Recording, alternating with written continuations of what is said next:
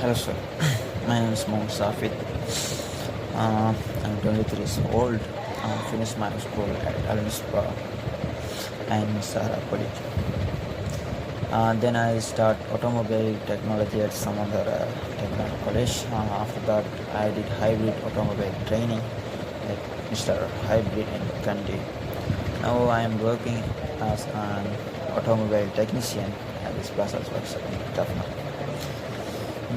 I have the good experience in diagnose hybrid brake replace and service electrical repairs, brake repair, suspension, engine tune-ups, and electrical system.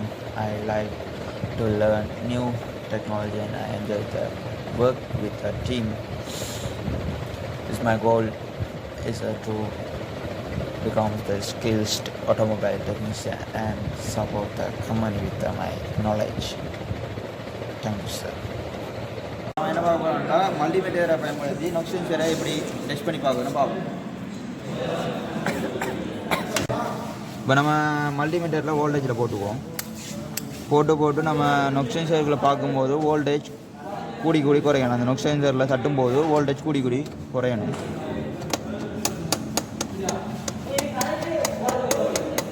கூடி குறையுது மல்டிமீட்டரில் இப்படி குறையணும். இப்போ மல்டிமீட்டரில் இப்போ நம்ம நொக்ஷன்ஸரை பார்த்துட்டோம், நொக்ஷன்ஸர் இதை பார்த்துட்டோம். இப்போ அதே அந்த மல்டிமீட்டரை பயன்படுத்தி ஹானசைட்டு எப்படி டெஸ்ட் பண்ணணும்னு பார்ப்போம். அதை மல்டிமீட்டரில் நம்ம கன்வெர்ட்டிட் போட்டு ஒன்றில் அந்த ஹானசைட் செக் பண்ணும்போது ஒன்றில் பீப் சவுண்ட் கேட்கும், இன்னொன்றில் கேட்க மாட்டேங்குது. இப்போ நம்ம வெளியே பார்ப்போம். மற்றத்தை பொடி ஏற்றி வைக்க நம்ம பீப் சவுண்ட் கேட்கல, ஒன்றும் காட்டலை. அடுத்தது வச்சு பார்ப்போம். அடுத்ததில் பீப் சவுண்ட் கேட்கணும். நான் பீப் சவுண்ட் கேட்குது. அப்போ ஹானசைட்டில் எந்த பிரச்சனையும் இல்லை, இப்போ நொக்ஷன்ஸரில் எந்த பிரச்சனையும் இல்லை. அதால் நொக்ஷன்ஸரில் ஒரு பிரச்சனையும் இல்லை, அழகாக வேலை செய்யுது.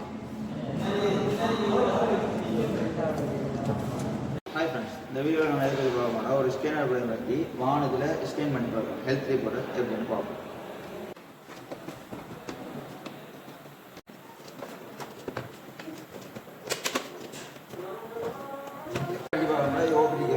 அகத்த இது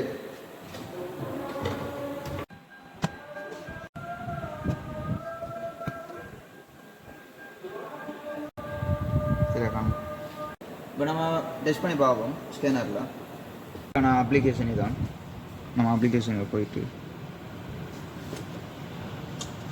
லோக்கல் டயக்னோஸ்டிக்கை போயிட்டு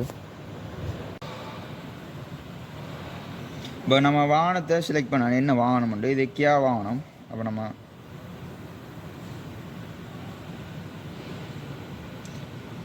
கியா கொரியா வாகனத்தில் இது கியா கொரியாவுக்கு கொடுப்போம். ஓகே,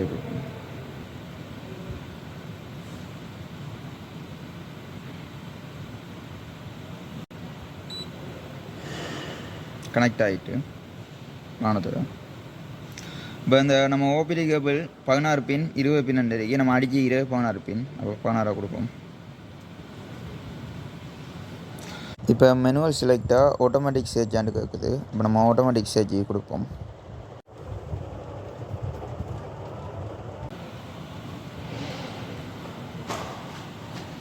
இப்போ நம்ம இப்போ சிஸ்டம் இதையும் பார்க்கலாம். நம்ம வாகனத்தை ஹெல்த் ரிப்போர்ட்டையும் எடுப்போம். முதல் வாகனத்தில் ஹெல்த் ரிப்போர்ட் எடுத்து பார்ப்போம். இசிஎம்லேயே ஒரு பிரச்சனையும் இல்லை, நோ ஃபோல்டுன்னு காட்டுது. ஏபிஎஸ் அப்படி ஓன்லேயும் ஃபோல்டு இருந்தால் ஃபோல்டுன்னு காட்டும். இதில் ஒரு ஃபோல்டும் இல்லாதால் நோ ஃபோல்டுன்னு காட்டுது.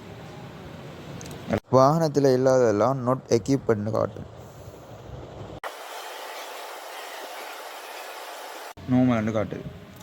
இசிஎம், டிசிஎம், ஏபிசி இப்போ எல்லாம் நோமலாக இருக்குது. இப்போ நம்ம அதுக்குள்ளே என்டர் பண்ணி பார்ப்போம். ஏதாச்சும் ஃபோல்ட் இருக்கான்னு பார்ப்போம். நோமல்னு காட்டுது, நம்ம உள்ளே என்டர் பண்ணி பார்ப்போம். இப்போ இதில் ஏதாச்சும் எரர் கோட் இருந்தால் நம்ம டெலிட் பண்ணலாம், இல்லாட்டி அதை தனியாக டெஸ்ட் பண்ணுறனாலும் டெஸ்ட் பண்ணலாம். இப்போ அதுக்குள்ளே போயிட்டு ஒவ்வொரு ஃபங்க்ஷனாக நம்ம தனியாக டெஸ்ட் பண்ணுறனாலும் பண்ணிக்கலாம்.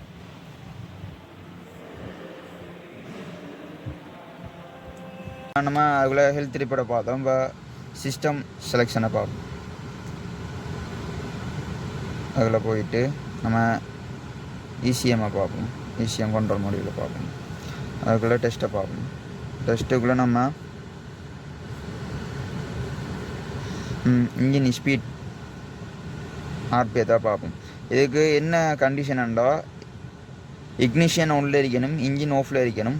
செக் த ஆர்பிஎம் மீட்டரை நம்ம செக் பண்ணி பார்ப்போம். சரியா?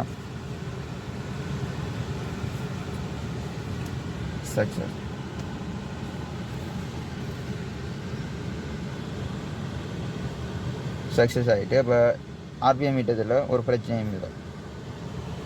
சரி, இப்போ நம்ம ஸ்கேனர் பற்றி வாகனத்தை டெஸ்ட் பண்ணி பார்த்ததில் ஹெல்த் ரிப்போர்ட்டில் எல்லாம் நார்மலாக சொல்லி நம்ம எல்லாம் பார்த்தோம்.